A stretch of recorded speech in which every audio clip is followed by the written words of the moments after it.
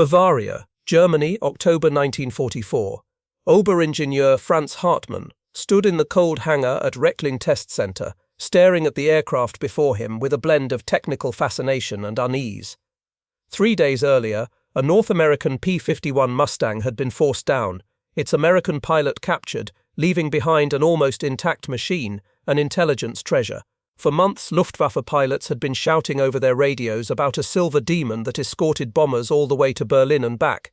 Impossible range, lethal speed, uncanny agility. Now Hartmann would finally see what made it so formidable. Yet as he approached the Mustang with his tools and notebooks, he had no idea he was about to uncover something far more unsettling than another enemy fighter. He was about to realize that the war had already been lost, not in the skies, but in the factories of two allied nations that had become one industrial superpower. Hartmann wasn't a soldier. He was a 38-year-old aeronautical engineer who had spent his career at Daimler-Benz designing aircraft engines. Before the war, he had exchanged ideas with British and American engineers at aviation conferences, talking about horsepower, compression ratios, and superchargers. He trusted numbers, not politics. Ideology bored him. Engineering precision was his faith. His assignment at Reckling was clear: analyze captured Allied planes, identify their strengths and flaws, and report tactical findings to the Luftwaffe. He had examined many before: Spitfires, Hurricanes, P-47 Thunderbolts, B-17 bombers, but nothing had prepared him for what lay inside the Mustang. Since late 1943, this aircraft had changed everything. Before it appeared, American bombers flew deep into Reich territory, unescorted, easy prey for German fighters. But the Mustang could fly from England to Berlin and back, over 1,000 miles, while fighting the entire way. Faster than the Bf-109, more agile than the FW-190. It seemed unstoppable. German pilots called it Der Henker, the executioner. Hartmann had dismissed early reports as exaggerations, but the data was irrefutable. Luftwaffe losses had tripled since the Mustang's arrival, and even veteran aces were being shot down. The Americans had achieved what Germany desperately needed: a long-range escort fighter that dominated the skies. Now he would discover how. Walking around the Mustang with notebook in hand, Hartmann couldn't help but admire its design. Sleek and purposeful, every rivet spoke of aerodynamic mastery. The aluminum skin was flawless, the workmanship precise, free of shortcuts or substitutions. Climbing onto the wing, he studied the cockpit: comprehensive yet uncluttered instruments, advanced radio equipment, a canopy offering unmatched visibility. It was, without question, a masterclass in design. But the real story lay beneath the cowling. With 2 assistants, Hartmann began dismantling the engine cover, bolt by bolt, panel by panel, calculating as he worked. The Mustang's performance implied an output of at least 1,500 horsepower, perhaps more. That could mean a large radial engine like the American R2800, or a liquid-cooled inline design like Germany's own DB605. The Mustang's slim fuselage ruled out a radial, so it had to be an inline. When the final panel came free, Hartmann froze. The engine looked eerily familiar: a V12 liquid-cooled inline unit with a distinctive supercharger configuration. It was unmistakably the Rolls-Royce Merlin, the power plant of the British Spitfire. But that was impossible. Why would an American fighter use a British engine? He leaned closer, tracing the casting marks, until his assistant pointed out a stamp on the block. There, engraved in perfect clarity: Packard Motor Car Company, Detroit, Michigan, USA. For a long moment, Hartmann just stared, stunned. The reality hit him hard. This was indeed a Merlin engine, Britain's greatest engineering triumph, but manufactured in America by a car company across the Atlantic. The implications were staggering. The British had shared their most advanced engine design with the Americans, who were now mass-producing it. Hartmann knew that Germany guarded its technology jealously, never sharing with Italy or Japan. The Allies, by contrast, had combined their strengths, British design and American industry, into one unstoppable force. His assistants began inspecting the details, and what they found astonished them further. The Packard-built Merlin wasn't just a copy, it was an enhancement. American precision manufacturing had improved it: tighter tolerances, purer alloys, flawless standardization. Even the cylinders were perfectly matched, built with an ease that revealed industrial abundance.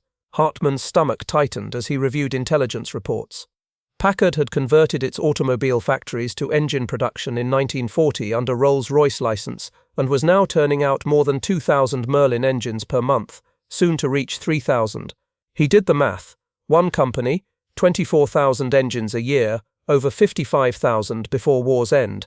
Daimler-Benz could barely produce 2,000 engines across all types, and under constant bombing. Worse still, the Merlin powered not only the P-51 Mustang, but also the Spitfire, Hurricane, Lancaster, and Mosquito, a single standardized engine built in 3 countries for countless aircraft. It was industrial cooperation on a scale Germany could never match.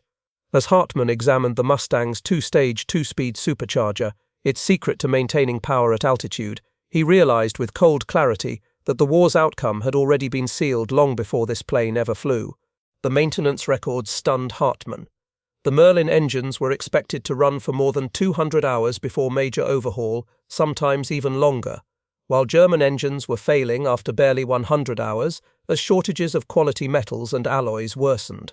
The Americans were producing engines that not only lasted twice as long, but were being built in numbers beyond anything Germany could dream of. It was an industrial avalanche. As Hartmann compiled his findings, he began to understand that this wasn't about a single aircraft or engine. It was the embodiment of a vast alliance between 2 industrial giants that had fused their strengths. Britain had supplied the engineering brilliance, America had supplied the manufacturing power.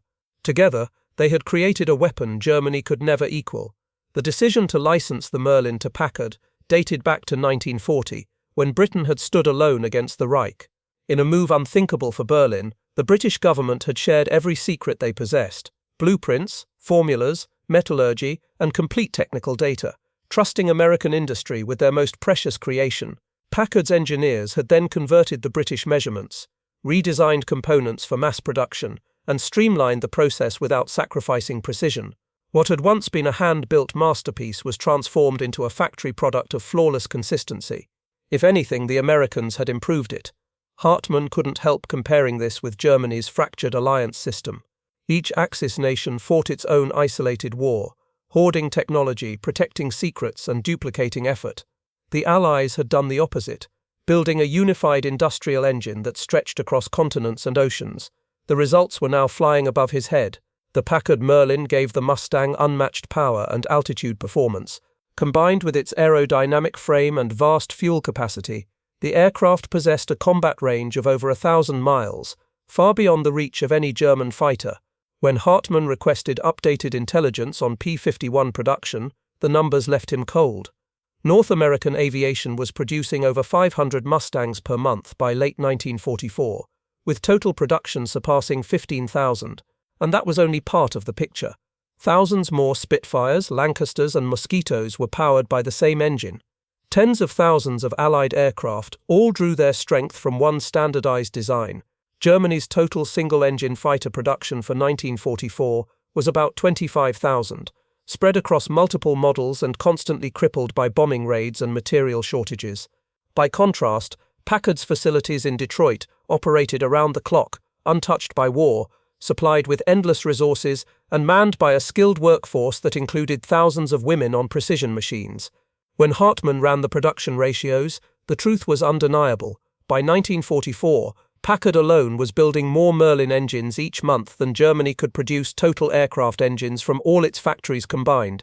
The Allies were winning not through ideology or luck, but through industrial unity. Germany was losing through arrogance and isolation. His conclusion was inescapable. A nation that valued pride over partnership was being buried under the weight of cooperation. Hartmann's final report stretched 47 pages. It detailed every aspect of the Packard Merlin, its engineering precision, its production methods, and its strategic meaning. His final line was clear and devastating. The P-51 Mustang, powered by the American-built Packard Merlin, represents the perfect union of British engineering genius and American industrial capacity. This alliance has created an integrated war machine that Germany cannot hope to rival. The report was sent to Luftwaffe headquarters in Berlin. Hartmann waited for weeks, hearing nothing. Then a short message arrived: report received and filed, recommendations noted, continue standard evaluation procedures. That was all. Through unofficial channels he learned the truth. The report had angered senior officers. Instead of alarm, they had responded with denial. One general had dismissed his work as defeatism. A Luftwaffe general reportedly scoffed at Hartmann's analysis, saying, "This engineer has been demoralized by studying enemy machines. Our jets will sweep them from the skies." The report was filed away and forgotten. Hartmann wasn't surprised. He had seen it before. Any intelligence that contradicted Nazi ideology was dismissed outright. The leadership wasn't interested in truth, only reassurance, validation of their own fantasies of German superiority. When facts clashed with belief, the facts were branded defeatist propaganda. Silence was safer than honesty. In the months that followed, Hartmann watched his predictions unfold with cruel precision. P-51 Mustangs filled the skies in ever-growing numbers. German fighter losses became catastrophic. The Luftwaffe's veteran aces, their most valuable pilots, were dying faster than they could be replaced. New recruits arrived with barely a few weeks of training and perished within days. Tactical reforms came too late. The industrial imbalance was simply too vast. For every German jet that rolled off the line, America produced 100 Mustangs. The statistics became merciless. Packard alone built more than 55,000 Merlin engines, while total Mustang production surpassed 15,000 aircraft. Combined Anglo-American output exceeded 430,000 military planes. Germany's entire production for the same period barely reached 94,000. The Allies had outbuilt them 4-1. When the war ended, Hartmann was interrogated by American technical officers. One asked bluntly, "Did you really conclude from a single engine that Germany would lose the war?" Hartmann answered quietly, "I concluded that Germany could not win an industrial war against the Anglo-American partnership. The Packard Merlin was proof of a cooperation we couldn't even imagine." The officer showed him production data. Over 200,000 Merlin family engines built between Britain and America combined. "You actually underestimated us," the American said. Hartmann studied the figures, feeling a weary sense of inevitability. "Yes," he murmured, "I see that now. I should have trusted the evidence." The interrogator asked one final question. "Why do you think Britain and America work together so effectively?" Hartmann thought for a long time before replying. "Because it was built on trust," he said. Britain trusted America with its best designs. America trusted British engineering. That trust created cooperation that multiplied their power. Germany trusted no one, and so we fought alone. Trust won the war. The story of Franz Hartmann and the captured P-51 Mustang remains a powerful lesson in strategic partnership. The British decision to share the Merlin with Packard had been controversial, but it was born from necessity and vision. Britain had risked everything by handing over its blueprints, metallurgical formulas, and decades of research. That trust was repaid with excellence. Packard didn't just copy the Merlin, they perfected it for mass production, proving that collaboration could achieve what isolation never would. Germany's refusal to share, its obsession with secrecy and control, had doomed the Axis alliance. Each nation fought separately, hoarding resources and repeating mistakes.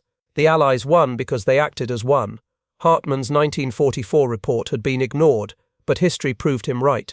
The Packard Merlin and the aircraft it powered secured Allied air supremacy and sealed Germany's fate. In the end, the Mustang's triumph wasn't merely about horsepower or aerodynamics, it was about cooperation. Two democracies chose to trust each other with their greatest strengths, merging innovation and industry to achieve the impossible. That partnership, more than any single weapon or strategy, was what truly won the war. In the end, the Mustang's victory was more than the triumph of a machine, it was the triumph of trust. The partnership between Britain and America turned technology into teamwork and teamwork into victory. It proved that cooperation, not conquest, is the true engine of power. If you enjoyed this story of innovation and strategy from World War II, make sure to like, subscribe, and turn on the notification bell.